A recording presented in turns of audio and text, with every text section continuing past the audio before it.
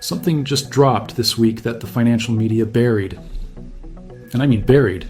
You didn't see it on CNBC, you didn't see it trending on X, you didn't see a single mainstream outlet lead with this story. Because this story doesn't just make the United States look bad. It makes the entire Western financial system look like it's rotting from the inside out. And when you understand what this report actually says, you'll understand exactly why gold spiked to $5,589 last month.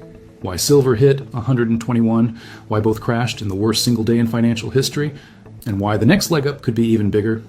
But here's what's really going to shock you. By the end of this video, I'm going to show you a number, one number, that proves the people running the financial system know this is happening. They know the system is cracking. And instead of fixing it, they're quietly doing the exact same thing I'm about to tell you to do. Stay with me.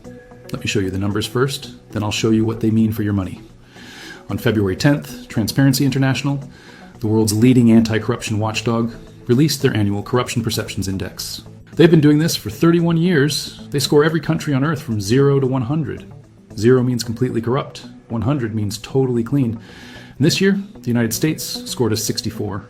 64 out of 100. That's the lowest score America has ever received since this index began, down from 75 just 10 years ago. 11 points gone in a single decade. And just to put that in perspective for you, the United States of America, the country that lectures the entire world about democracy, rule of law, and free markets, is now tied with the Bahamas, ranked below Uruguay, below Barbados, below Lithuania. America hasn't cracked the top 20 since 2017, and now it's falling faster than at any point in its history. But it gets worse, much worse. Welcome to the Hidden Economy. If you're new here, hit that subscribe button, drop a like on this video. It takes 1 second, it's free, and it genuinely helps this channel reach more people with information that the mainstream won't cover. So please do it. Thank you. Now let's get into it. Before I connect this to gold and silver, I need you to understand how we got here. Because this isn't just a number on a chart. This number represents a fundamental shift in how the world views American institutions. And that shift has consequences for every single asset you own. Here's what drove this decline. In February 2025, the Trump administration did something that had never been done before in the history of the United States. They paused enforcement of the Foreign Corrupt Practices Act, the FCPA. For people who don't know what that is, the FCPA is the single most powerful anti-bribery law in the world. Passed in 1977. It's the law that says if you're an American company doing business overseas, you cannot bribe foreign officials. Period. The Department of Justice has collected over $31 billion in penalties under this law over the past 48 years. It's the reason American companies, at least on paper, operate with higher ethical standards than their competitors. And in February 2025, with the stroke of a pen, enforcement was paused. 180 days, no new investigations, no new prosecutions. Cases that were about to go to trial were withdrawn. The DOJ's entire FCPA unit was redirected to focus on drug cartels instead of corporate corruption. The Attorney General's memo literally redirected the team that was supposed to be fighting bribery and told them to go chase narcos instead. The people investigating Goldman Sachs, JP Morgan, and multinational corporations for paying bribes to foreign governments were pulled off their cases and pointed at something completely different. The message to every corporation on Earth was clear. The cop just left the building. Do what you want. And the world noticed. Britain noticed. Within weeks of the U.S. pause, the UK's Serious Fraud Office announced they would investigate American bribery cases that the U.S. was no longer pursuing. France, Switzerland, and the UK formed an international anti-corruption prosecutorial task force. Think about what that means. America's closest allies created a coalition to do the job that America just stopped doing. That's not normal. That's a seismic shift in global financial governance. And it tells you everything about how the rest of the world views American institutional credibility right now. In June 2025, new guidelines were issued. They technically lifted the pause, but the new rules narrowed enforcement dramatically. The focus shifted to cases involving drug cartels and threats to national security. Regular corporate bribery, not a priority anymore. Total FCPA enforcement actions in 2025 dropped to just 7. 7. In the previous year, there were 26. The SEC, which also enforces the FCPA, brought 0 enforcement actions. Not 1, 0. For context, the FCPA has generated over $31 billion in penalties since it was enacted. In 2024 alone, there were over 30 companies under investigation. And then, in 2025, essentially nothing. Think about that. The country that built its entire financial reputation on transparency, rule of law, and accountability just told the world that enforcing anti-corruption laws is not a priority. And then Transparency International scored them a 64. But here's the part that should really concern you. This isn't just about America. The UK scored 70, France 66, Canada 75, Germany, Sweden, New Zealand all falling. 6 major Western nations hit record lows in the same year. This isn't a US problem. This is a global collapse in governance. The global average dropped to 42, lowest in over a decade. 2/3 of all countries score below 50. Only 5 countries on the entire planet still score above 80. Down from 12 just 10 years ago. The system that the global financial order was built on, the idea that Western democracies are clean and trustworthy, that idea is dying in the data, and people know it. In 2025, anti-corruption protests erupted worldwide. In Nepal, protesters brought down the government. In Madagascar, same thing. In Indonesia, a dozen people died in the streets. In the Philippines, public funds were stolen through a fake flood relief project. When people lose faith in the system, they do 2 things. They protest, and they buy hard assets. The entire structure of global governance is deteriorating, simultaneously, across every continent.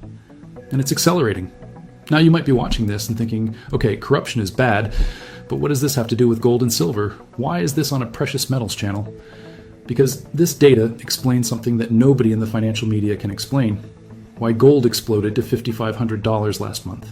Why it crashed 16% in a single day, the worst drop in financial history. Why it's already climbing back above 5,000. And what I'm about to show you is going to change how you think about every dollar in your bank account. Gold hit an all-time high of $5,589 on January 28th. Silver hit $121. Then on January 30th, the worst single-day crash in financial history. Gold dropped 16%, silver dropped 37%. Trump nominated Kevin Warsh as the next Fed chair, speculation unraveled, and billions in value evaporated in hours. But here's what matters. Gold didn't go back to 4,000. It didn't go back to 3,000. It stabilized above 5,000. As of this week, it's trading around $5,042. Still up over $2,000 from 1 year ago. Still up over 74% in 12 months. Gold set 53 new all-time highs in 2025 alone, 1 new record every 5 trading days. The crash wasn't the story. The recovery was.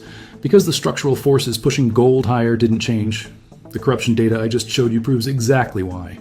Central banks aren't buying gold because they think it's shiny. They're buying because they're watching the same data I just showed you. Institutional trust is collapsing.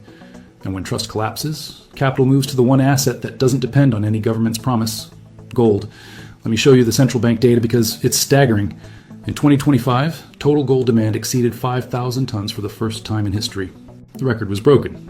And the value of that demand hit $555 billion, up 45% from the year before. Let that number sink in. Over $500 billion of gold demand in a single year. That's not a niche market. That's a global movement. Central banks alone have been buying over 1,000 tons per year since 2022. 3 consecutive years above 1,000 tons. That's roughly double the decade-long average from 2014 to 2020. And the buying is broad-based. It's not just 1 or 2 countries.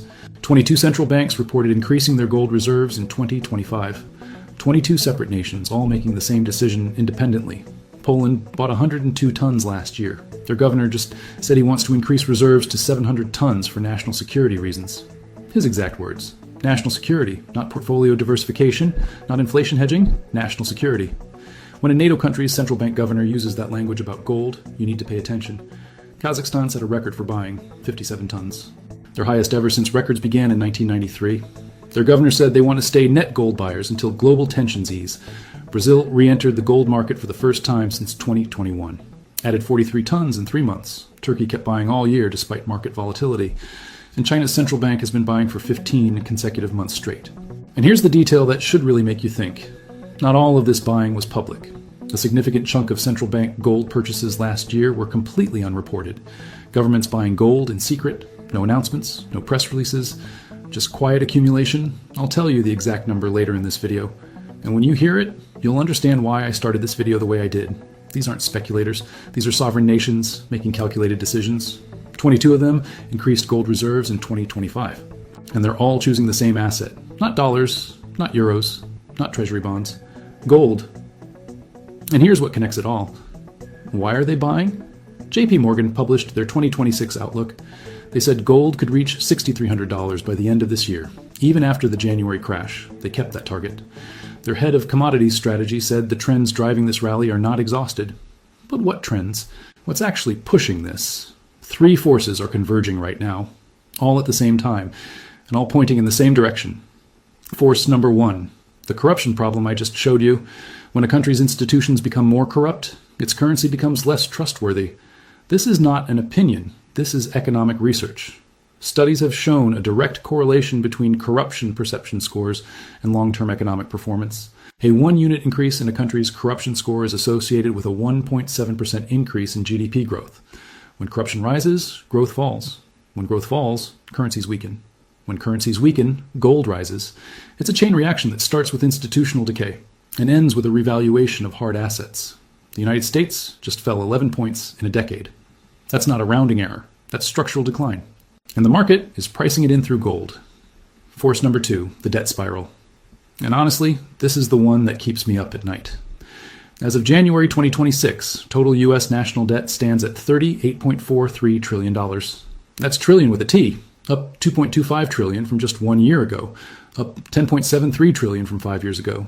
The rate of increase averages $8 billion per day, not per month, per day, 334 million per hour, 5.5 million per minute, $93,000 per second. While you've been watching this video, the national debt has increased by several $million. Let me make that personal for you. Total gross national debt amounts to $112,966 per person, not per household, per person. That includes your kids. That includes your grandparents. Every man, woman, and child in America owes $113,000 in federal debt that they never agreed to. Per household, it's $285,000. Most Americans don't have that in savings. They don't have that in their retirement accounts, but they owe it. At this pace, the U.S. will hit $39 trillion by April, $40 trillion by the end of the year, and nobody in Washington is even pretending to address it anymore. The last major spending bill, the One Big Beautiful Bill, added $3.4 trillion over a decade. That's not reducing debt, that's accelerating it. And here's the number that should terrify you. Interest payments on that debt are on track to exceed $1 trillion in 2026. $1 trillion just in interest, not paying down the debt. Not building infrastructure, not funding schools, just servicing what we already owe. In 2020, interest payments were $345 billion. 6 years later, it's tripled. The Congressional Budget Office forecasts that net interest as a share of total government spending will be nearly 14% this year and keep climbing. Interest is now the fastest growing federal expense, growing faster than Social Security, growing faster than Medicare, growing faster than defense. Now connect this to the corruption data. You have a government that's becoming more corrupt, spending more money it doesn't have, borrowing at rates it can't sustain, and simultaneously telling the world that enforcing anti-corruption laws is no longer a priority. If you were a foreign central bank holding trillions of dollars in U.S. Treasury bonds, what would you do? You'd buy gold, which is exactly what they're doing. Force number three, the de-dollarization trend. And this is the one that ties everything together. When you see this, you'll understand why gold is heading right back to 5,500 and beyond. The share of the U.S. dollar in global foreign exchange reserves has been declining, slowly but consistently. And as the dollar's share drops, gold's share rises. This is a structural realignment. Amundi, one of the world's largest asset managers, called it the beginning of a gradual transition from a U.S.-centric international monetary system to a more multipolar one. That's not a gold bug on YouTube saying that. That's one of the biggest financial institutions in Europe. Central banks globally now hold nearly 36,200 tons of gold. That accounts for almost 20% of official reserves, up from 15% at the end of 2023. That's a massive shift in just 2 years. And it's accelerating. Why? Because when the country issuing the world's reserve currency is becoming more corrupt, piling on debt faster than at any point in history, pausing enforcement of its own anti-corruption laws, and running interest payments that exceed the GDP of most nations, the rest of the world starts to hedge. And the oldest, most reliable hedge in human history is gold. And here's what nobody in the mainstream is willing to say out loud. This isn't going to reverse. Not this year. Not next year. The forces driving this are structural. You can't fix a $38 trillion debt problem with speeches. You can't restore institutional credibility by issuing new guidelines after you pause the old ones. You can't convince 22 central banks to stop buying gold by telling them the system is fine. They can see the numbers. They can see the trend. And they're acting on it. The question isn't whether this continues. The question is how fast. And the corruption data just told you it's accelerating. Every year, in every major economy, at the same time, now. Everything I just said applies to gold. But there's an asset sitting right next to gold that almost nobody's paying attention to. An asset that's even more undervalued, even more explosive, and has a supply problem that gold doesn't have. Silver holders, what I'm about to show you is why the next 12 months could change your life. Silver is trading around $77 to $78 an ounce right now, down from $121. That's a 37% crash from the all-time high. Sounds scary, but zoom out. A year ago, silver was in the low 30s. Even after the worst crash in financial history, silver is still up over 140% in 12 months. And compared to gold at 5,000, the gold to silver ratio is still massively stretched. Historically, the ratio averages somewhere between 40 and 60. Right now, it's closer to 65. That means silver is undervalued relative to gold, even at current prices. And the pullback from 121 to 77? That's not the end. That's the discount before the next leg up. And JP Morgan just forecasted that bar and coin demand for gold will surpass 1,200 tons again in 2026. That demand doesn't exist in isolation. When people are buying gold bars, they're walking into dealers. And when they're in the dealer's shop, they see silver. They see it's cheaper per ounce. They see the ratio is stretched. And they diversify. Gold demand pulls silver demand with it. It always has. Every major gold bull market has been followed by an even more explosive silver move. Every single time. But here's what most people miss about silver. Silver isn't just a monetary metal like gold. Silver is an industrial metal. It's in solar panels, it's in EVs, it's in semiconductors, it's in military applications, it's in medical equipment, it's in 5G infrastructure, it's in water purification. Global demand for silver is outpacing supply. We've been in a structural supply deficit for years, and that deficit is widening, not narrowing. And here's the corruption connection that nobody is talking about. When institutional trust collapses, two things happen simultaneously. First, investment demand for precious metals surges because people want real assets outside the system. Second, industrial demand doesn't slow down because the world still needs solar panels, still needs electronics, still needs the physical metal regardless of what's happening politically. So you get a double squeeze. Investment demand pulls metal out of the market. Industrial demand pulls metal out of the market. Supply can't keep up with either.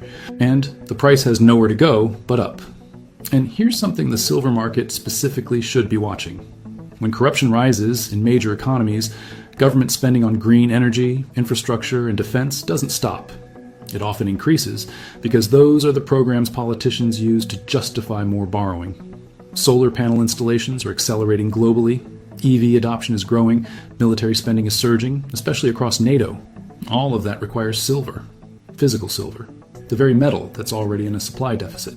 So corruption doesn't reduce silver demand, it increases it, because corrupt governments spend more, borrow more, and build more, all of which consumes more silver. That's the part that almost nobody understands. Corruption is bullish for silver, not just because it destroys trust in currencies, but because it accelerates the very industrial consumption that's already draining supply. Now zoom out, because there's a bigger picture here that connects all three forces I just laid out. The US dollar is not backed by gold. It hasn't been since 1971. It's backed by one thing: institutional credibility. The belief that America pays its debts. The belief that the Fed manages inflation. The belief that the rule of law is enforced. The belief that the system works. The corruption index just told you institutional credibility is eroding. 11 points in a decade. The debt data just told you America is borrowing $8 billion a day with no plan to stop. Interest payments about to cross $1 trillion. Anti-corruption enforcement was literally paused. Every pillar the dollar stands on is cracking. And the market knows it. That's why gold spiked to 5,500 last month. That's why it's holding above 5,000, even after the crash. That's why central banks are buying at historic rates. That's why physically backed gold ETFs had their strongest quarter on record in 2025, with $26 billion flowing in during a single quarter. In Q3 alone, investor and central bank demand combined hit 980 tons. $109 billion of demand in 3 months. Bar and coin demand hit a 12-year high at 420 tons in Q4. The smart money isn't waiting for a crisis. The smart money is already positioned. And the January pullback, they're buying that too. And I want to be very clear about something. This is not about politics. I'm not here to tell you that one party or administration is responsible for all of this. The corruption decline started in 2015. That's almost a decade of bipartisan decay. Both parties have overseen rising debt. Both parties have failed to address structural corruption. Both parties have allowed institutional trust to erode. This is a systemic problem, not a partisan one. And systemic problems require systemic hedges. Gold and silver are systemic hedges. Now here's the data point that ties this all together. Transparency International's CEO was quoted saying that the situation in the United States is very concerning and that the downward trend may continue. May continue. That means this 64 score might not be the bottom. It could get worse, and if it does, the implications for the dollar, for treasury bonds, for the entire financial system are profound. Think about what a score of 60 means, or 55. At 55, the United States would be in the same category as countries that most Americans would consider developing economies, the kind of countries where you'd think twice before investing, where currency risk is a real factor, where capital flight is normal. We're not there yet, but the trend is moving in that direction at a pace that should alarm everyone. And history shows that once institutional decay begins, it accelerates, because corruption breeds more corruption. When enforcement weakens, bad actors get bolder. When bad actors get bolder, honest participants leave. And when honest participants leave, the system degrades further. It's a feedback loop. And the only way to break it is with strong, decisive reform that nobody seems interested in pursuing. So where does that leave you? Where does that leave the average person watching this video trying to protect their wealth? I'll tell you what I think. And I want to be honest about the fact that this is my opinion, not financial advice. Do your own research. Make your own decisions. I think we are in the early stages of a generational repricing of real assets versus financial assets. Gold already hit 5,500. The January crash shook out the weak hands, but the fundamentals didn't change. JP Morgan kept their forecast that gold will reach 6,300 by end of 2026, even after the crash. Goldman Sachs raised their December 2026 target to 5,400. And none of them are factoring in the corruption data because most financial models don't account for institutional decay. When they start, the targets go higher. And think about who's on the other side of this trade. Who's selling gold right now? Who's looking at the corruption data, the debt data, the central bank buying data and thinking, yeah, I should sell my gold and buy more treasury bonds? Nobody's serious. The sellers are paper traders taking profit. The buyers are nations building reserves. That imbalance doesn't correct. It widens. Silver at 77 is still cheap relative to what's coming. It already proved it can break $121, the all-time high. And it did that before most retail investors even understood why. When gold ran from $300 to $1,900 in the 2000s, silver went from $4 to nearly $50. That's a 12x move. Gold has already gone from $2,000 to $5,500, a 2.75x move. Silver has gone from 22 to 121, a 5.5x, but right now it's sitting at 77, 37% below its high. If gold goes to 6,000, 7,000 or higher and the gold-silver ratio compresses to its historical mean, silver at 150, 200, even 300 is not fantasy. It's math. And right now you're getting it at a massive discount from its all-time high. And the corruption data tells you that the macro environment driving this repricing is not going away anytime soon. It's getting worse every year across every major democracy simultaneously. One last point, and I think this is the most important thing I'll say in this entire video. Gold and silver have survived every corrupt government in human history, every empire that debased its currency, every system that broke its promises to its citizens. Roman denarii were debased until they were worthless. The Weimar mark was printed into oblivion. The Zimbabwe dollar, the Argentine peso, the Venezuelan bolivar. Every single one of those currencies died, and gold was there before them, during them, and after them. The corruption index is telling you that the United States and the broader Western world are moving in a direction that has historically ended very badly for paper currencies. Not tomorrow, not next month, but the trend is clear, and it's accelerating. Gold at 5,500 was the market starting to price this in. The crash to 5,000 was the shakeout. Central banks buying 1,000 tons a year is the world hedging against it. And silver, 37% below its all-time high, still running a supply deficit, still essential to the technologies that will define the next century, is the single best asymmetric bet in the precious metals space right now. This corruption report isn't just a data point. It's a signal, the same way inflation data is a signal, the same way debt data is a signal, the same way central bank buying data is a signal. They're all pointing in the same direction. Institutional trust is declining, hard assets are rising, and the people paying attention are positioning accordingly. Now remember what I said at the beginning of this video? I said I'd show you one number that proves the people running the system know it's breaking. Here it is, 57%. That's the percentage of central bank gold buying last year that was unreported. More than half of all official gold purchases were made in secret. These are the people who run the global financial system, the people who set interest rates, the people who print the money. And more than half of their gold buying they didn't want you to know about. They're not telling you to buy gold. They're not putting it on the news. They're just quietly doing it themselves. That's the number. 57%. And that tells you everything you need to know about where this is heading. That's my take. That's what I see when I look at these numbers. Drop a comment and tell me, do you think the corruption decline is priced into gold already? Or is this just the beginning? I'll pin the best responses. And if you found value in this video, share it with one person who holds gold or silver. Most people have no idea this corruption report even exists. Help me change that. Send them this video, post it in your group chat, clip it and share it. The more people who understand what's happening, the better prepared they'll be. If you're not subscribed yet, now is the time. I'm covering the stories that no one else on YouTube is connecting. The Bloomberg memo, the Russia deal, the China crackdown, and now the corruption data. Every day I'm breaking down what's really happening in the gold and silver market with data, with sources, and with analysis that you won't find anywhere else. Hit subscribe, turn on notifications. I'll see you in the next one. This is The Hidden Economy. Stay sharp, stay stacking, and I'll see you soon.